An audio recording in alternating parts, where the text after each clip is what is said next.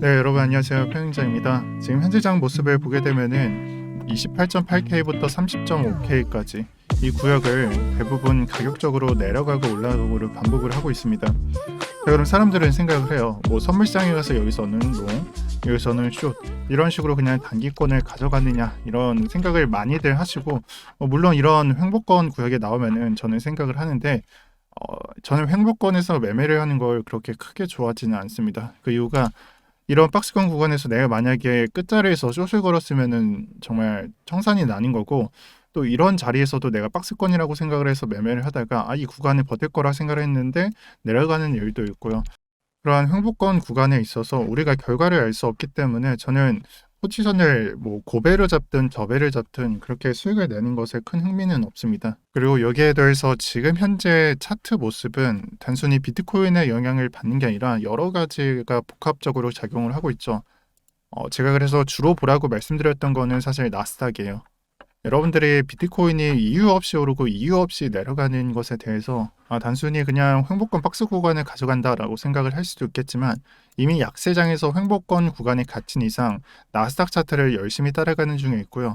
다만 나스닥 차트를 보실 때 나스닥이 오를 때는 그냥 흐지부지하게 그냥 오르지만 내려갈 때는 그냥 귀신같이 내려간다라고도 보셔도 좋을 것 같습니다. 그래서 시간을 보면서 이 차트가 어떤 식으로 따라왔는지 보시면은 비트코인과 정말 똑같이 하락분을 반영했다는 걸 알 수가 있습니다. 그러한 면에 있어서 나스닥 차트를 조금 보셔야 되는데요.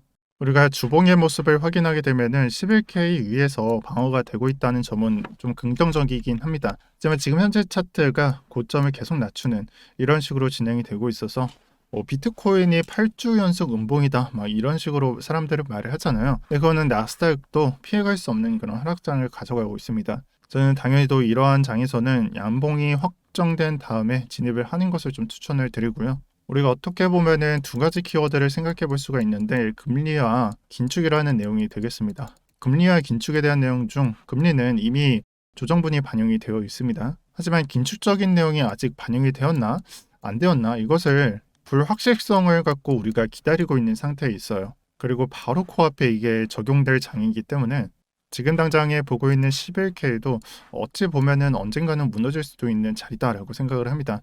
그래서 며칠 전에 비트가 좀 지루하니까 뉴스랑 나스닥을 보라고 말씀을 드렸는데, 그 기준에 의해서는 나스닥이 넘겨야 되는 가격은 12.5K, 13.5K 이런 구간들이 되겠습니다. 뭐 궁극적으로는 15K를 넘겨주는 모습이 나오면 가장 긍정적이겠네요. 하지만 지금은 그러한 모습을 볼 수 없듯이 주봉에서 확인할 수 있듯이 이 고점들이 계속해서 낮아지고 있는 이런 장이 펼쳐지고 있다. 반등 또한 그냥 데드캣으로 진행이 된다. 크게 보나 작게 보나 그런 장만 연출이 되고 있다라고 저는 정리를 하겠습니다. 자, 단기적인 장을 보는데 저는 도미넌스 장을 한번 설명을 하려고 해요. 도미넌스 모습에서 확인할 수 있는 거는 고점은 이미 정해져 있고 저점도 더 이상 내려가지 않는다. 거의 1년 동안 확인을 했습니다. 이 장이 뭘 말하냐면은 거래대금이 크게 돌고 돌지 않는다라는 것을 의미합니다. 여러분들께서 알트장이 21년도 같이 정말 대폭발적으로 나온 걸 22년도에 경험을 해보셨나요? 아마 아닐 겁니다. 단기적으로 봤을 때는 그런 장이 펼쳐질 수는 있었어도 단순히 퍼센테이지만 비교를 해봐도 지금 현재는 거래대금이 크게 돌고 있지 않습니다. 자, 그러면 우리가 생각을 해봐야 되는 거는 지금 현재 한 5% 되는 이 도미넌스를 가지고 다음 장을 예측을 해야 되는데, 저는 이 답안지에는 세 가지가 있다라고 생각을 합니다. 지금 점점점점을 그어드리는 것은 비트코인이 대하락을 했을 때 이렇게 도미넌스가 이전의 모습처럼 쭉 올라간다라는 것을 의미하는 거고요. 그런 게 아닌 이상 정상적인 범주 안에서는 47%에서 48% 도미넌스 올리고 그 다음에 조금씩 하락하는 모습을 예상해 볼 수가 있고요. 지금 현재 장이 비정상적인 장이기 때문에 그냥 28.8K, 30.5K에서 횡보하고 다른 모습을 가져가고 있지 않기 때문에 그냥 적당히 여기서 내려가는 모습도 이전의 모습처럼 예상해 볼 수가 있겠습니다. 자, 이렇게 세 가지 방향성을 말할 만큼 지금 장이 정상적인 범주가 아닙니다. 그리고 또한 저는 이 횡보장에서 진입하는 걸 그렇게 좋아하지 않는다라고 말씀을 드렸죠. 지금 현재 투자자분들의 대부분의 상태가 많이 물려 있고요. 단기적인 장에 좀 치중을 합니다. 그럼 제가 이러한 걸 제시를 했을 때는 당연히 점선보다는 실선을 여러분들을 보실 거고, 존버하면은 언제든지 올라가겠다라는 예상을 하실 텐데, 이런 장은 큰 수익을 노리는 게 아니라 그냥 단타식으로 종료를 하거나 아예 참여를 안 하는 게 맞습니다. 그리고 영상 잘 따라하시고 현금화 대비 잘 되어 있으신 분들은 이 점선을 따라올 생각을 하시면 되는 거고요. 저랑 똑같이 맞추시려면은 저점에 비트코인과 이더리움 몰빵해서 들어오시면 됩니다. 저는 그 둘 중 하나 그냥 몰빵해서 들어갈 생각입니다. 자, 그리고 일정에 대해서 하나만 고지를 드릴게요. 오늘자 새벽 03시에 FOMC 회의록이 공개가 됩니다. 제 개인적인 생각이지만 금리나 뭐 긴축적인 내용이나 아마 예전 내용하고 동일하게 갈 겁니다. 이 컨센서스가 이렇기 때문에 좀 더 긴축적이거나 아니면 더 많이 긴축적이거나 이런 내용이 있으면은 악재로 적용을 받고 나스닥에 추가 하락이 나올 것이고 그와 동시에 비트코인도 하락할 수 있다. 이렇게 보시면 될 것 같습니다. 그러나 제 예상치는 그냥 동일하게 갈 것 같습니다. 자, 해당 차트를 1년 만에 보는 것 같습니다. MVRVZ 시총 중에 실현화된 수익과 그것을 표준 편차를 나눠서 이렇게 계산값을 MVRVZ 스코어로 나타내겠다. 결국에는 실현화된 수익이 얼마나 있느냐를 나타내는 것이고요. 파란색 선을 뭐 가격으로 알고 있지만 자세히 보시면 시총인 걸 알 수가 있습니다. 그래서 시총을 이런 식으로 따라갔고 과매수 지표는 이 빨간색 표가 이 빨간색 구역에 들어갈 때고요. 과매도 지표는 정말 기회가 몇 안 나오는 그런 과매도 지표로 이때 주면은 무조건 수익을 볼 수 있다라는 말들을 합니다. 자, 그럼 저같이 아래 구간을 기다리는 사람들한테는 어떤 말을 해야 될까요? 당연히 초록색 구간을 기다려야겠죠. 그러면 언제 나오느냐? 저는 이 횡보 기간이 길 거라고는 생각을 안 하는데 이 구간과 비슷하다라고 생각을 합니다. 그리고 조금은 달리 생각하고 있는 것은 과거와 다르게 과매수가 그렇게 크게 열리지가 않았어요. 그럼 과매도도 그렇게 크게 안 돌아갈 것이다. 즉 변동성이 좀 줄어든 상태로 비트코인은 움직일 것이다라고 생각을 하고 있어서 정말 이 아래선 있죠. 이 점선 중 가장 아래 이 구간을 밟을 때 들어가는 게 아니라 그냥 과매도 적당히 채워지면은 그때 들어갈 생각도 하고 있습니다. 또 가격적으로도 뭐 10K, 8K 그런 식으로 생각을 하고 있지 않고요. 적당히 20K 가까워질 때쯤이면 저는 그때는 조금씩 매수해도 된다라고 보고 있습니다. 제가 정말 숏만 좀 주장을 하는 이유도 여러 가지가 있겠지만 스톡 투 플로우 차트도 좀 참고를 합니다.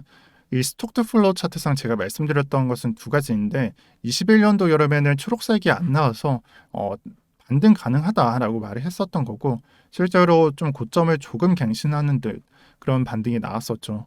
하지만 하락을 나오던 장에서는 지금 현재 차트상 우리가 연초가 나오기 전까지 고점을 갱신하지 않는다면은 그냥 이전의 모습처럼 그냥 하락장을 걸을 것이다라고 말씀을 드렸어요. 자, 그럼 지금의 색깔이 어떻냐? 거의 연초라고도 볼 수가 있겠죠. 근데 연초인데 이것을 지금 현재 가격에서 한 3배 정도 들어 올려야 돼요. 정말 만약에 100K 간다 그렇게 생각을 하시는 분들이라면 제 예상치는 한 2, 3개월 안에 그런 상승이 나와야 됩니다.